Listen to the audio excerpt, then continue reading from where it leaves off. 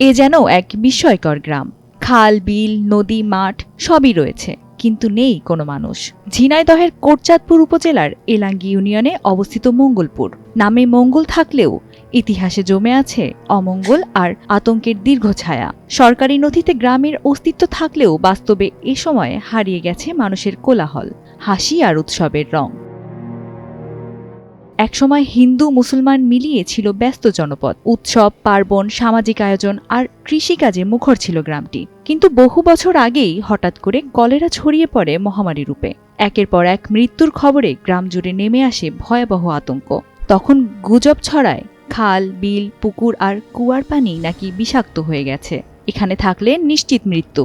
এই বিশ্বাসে দলে দলে মানুষ গ্রাম ছেড়ে পালিয়ে যায়। কেউ আশ্রয় নেয় পাশের বলাবাড়িয়া ও চাকলা গ্রামে, কেউ পাড়ি জমায় সীমান্ত পেরিয়ে ভারতে। এরপর আর কেউ ফেরেনি মঙ্গলপুরে। সময়ের সাথে সাথে জনমানব শূন্য হয়ে পড়ে পুরো গ্রাম। আজও গ্রামের ভেতর দিয়ে প্রায় 1 কিলোমিটার দীর্ঘ একটি ইটের সড়ক দাঁড়িয়ে আছে, কিন্তু রাস্তার দুপাশেই নেই কোনো বাড়িঘর, নেই মানুষের ব্যস্ততা। পড়ে আছে শুধু উঁচু ইটের ভিটা, ধ্বংসপ্রাপ্ত ঘরের চিহ্ন আর 3টি পুকুর।